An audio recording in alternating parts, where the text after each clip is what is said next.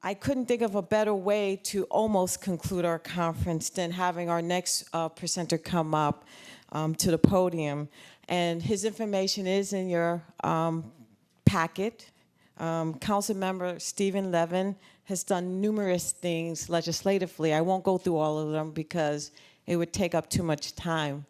But it's suffice it to say that he is truly an advocate when it comes to education, and most recently, early learning, which we know we've been talking about has become a very big and primary issue for everyone sitting here today. So without taking up too much time, I will ask Council Member Levin to please come to the podium.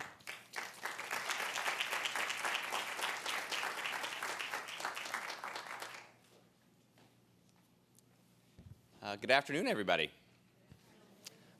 So this is a great thrill to be here today, and I see my colleague coming down the steps as well, Antonio Reynoso, also from Brooklyn, a very dynamic and energetic and effective council member who is my partner this year in our endeavor for literacy, for early childhood literacy here in New York City. So thank you, brother. Thank you. Welcome, Antonio, as well.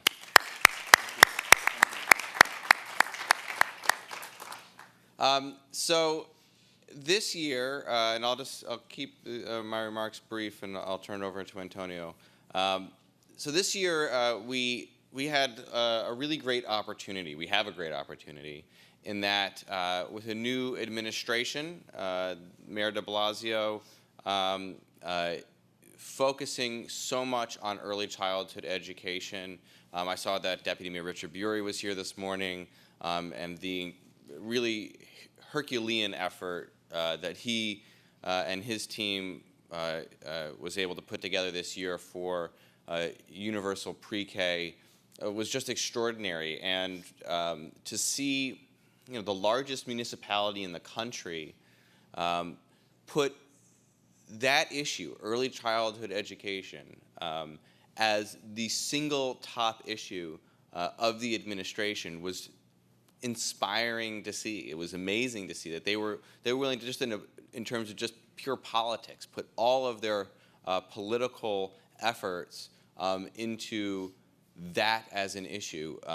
Was really great to see. And then equally great to see was their ability to implement that effectively, and to show that such a program could be done quickly. It doesn't have to take 5 years to implement, and it can be done effectively, and you could see the effects of it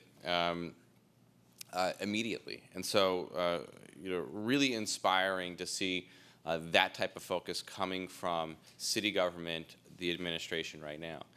And in addition to that, we have a new city council this year with a lot of great new members of the city council, Antonio Reynoso being one of them, but also other really great new council members. And we have a new speaker, Melissa Mark Viverito, who is totally dedicated to early childhood education and all the efforts that you do here.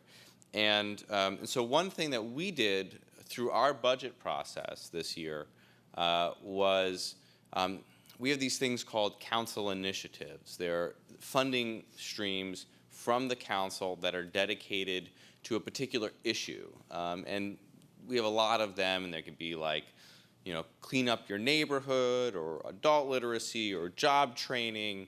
And we have dozens of these. And often they're kind of, over the last few years, they've been fixed. The budgets might increase or decrease depending on the year, but we never had really the opportunity to have new initiatives on the table. And this year, we decided we had this opportunity because we had a new speaker, and she said to us, all the council members, do you have any ideas for new initiatives? Put them on the table. And Antonio and I, in working with, Reach Out and Read and other literacy organizations, and in my office we've had now this relationship with Reach Out and Read for a few years. Rami Metal is my chief of staff, and we've been really delving into the benefits of early literacy. I mean, the transformative benefits of early literacy and reading to our children at a very young age, exposing them to reading and to communication and intensive and new models and using all of our leveraging all of our resources where we have contact with parents, teaching parents, and there was a program that we discovered a couple of years ago through Bellevue, through the Health and Hospitals Corporation, called the Video Interaction Program, or VIP, which I know there's a lot of VIP programs, but this is the Video Interaction Program, where the doctors will use every interaction, every appointment that a parent has throughout their child's first 4 years. So every pediatric appointment at the hospital to do intensive literacy training, and it uses a video to where the parent is recorded interacting with the child, and then that video is then used to help them, instruct them on how to be more effective, and then that video is brought home by the parent, and they can watch that, and it becomes a consistent and effective program, and it's the way that it makes sense to use that model, so that every interaction that they have at the pediatrician is reinforced. And so I'm gonna turn it over to Antonio, because he in a lot of ways stepped up and made sure that this initiative that we decided to endeavor upon with, and our partners, just to put it out there, our partners were Reach Out and Read, Jumpstart, VIP, the library systems, so Brooklyn, Queens, and New York Public Libraries, and Link, Literacy Inc. And we decided that was going to be the partnership to put forward a council initiative on early childhood literacy. And I'll turn it over to Antonio to speak a little bit about it. Thank you, Council Member. And yeah, you guys should definitely applaud Council Member Steve Levin. He talked about a lot of great new council members. The old ones are okay as well. You guys are fine. He's an elder statesman here. I want to say I was introduced to this early childhood initiative through Steve. He came to me and said, I have a great initiative, and I think that we should work together to make it happen. I'm on the budget negotiating team in the city of New York, and it's sharks. There are sharks in that room. We came in with, we wanted $5 million, and we came out with 1.5, and that was the 1.5 million, which is still a lot of money. I felt like Oprah when I came out of there. I was like, you get $1.5 million.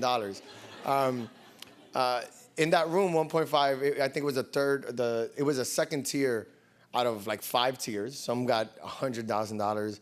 The highest one, I think, got $3 million. So for us to have 1.5 million for a new initiative, in the times that we have now economically, in the situation that we are with our federal government, our state, and our city government, to be able to introduce something new is very rare. And I was more than happy to be a partner in getting that done. In communities of color, or low-income communities in particular, reading at an early age during childhood is foreign to most families, especially to how I was raised or I came up. So when I started looking at the statistics as to what upper middle class families read on average in hours to their children before they're even 3 years old, I don't think I was read to that much until I was in the 6th grade. It was the statistics were what got to me, and I was just hoping that moving forward, every single child everywhere, in the city of New York specifically, doesn't fall back or doesn't fall behind, and that they get an opportunity just like everyone else. And I think it's just about educating parents to the value of reading at early ages. So I think this initiative is gonna. And I believe this initiative is definitely going to get us closer to there. We're going to be able to promote this in a way. We're going to start small. We're going to do what we can. But you know, I have a large family, and I tell them all, you know, 1,000 hours before they're 3 years old. You need to read it. And they look at me like I'm crazy, and it's like, no, that's what the rich people do. And we can't fall behind. So, but they get very concerned because the child will be 1.5, and they're like, well, you know, I've read like 4 books, and I'm like, you're way behind. You're way behind. So, but it's just about letting them know. As soon as they know that it's impactful and that it means something, because that's what they think. They don't think it means anything. So once you let them know that it does mean something, their attitude changes immediately. So I'm just happy to be here, happy to be partnering with Steve. It happened in Brooklyn, and I don't know how many folks here are from Brooklyn. All right. Everything good starts in Brooklyn. Nas was in Queens, so it's all right. But I just really want to thank the folks in the conference for allowing us to be here to speak on this. It's more of an honor for us to be able to be helpful than anything else. So thank you very much for the time. Thank you.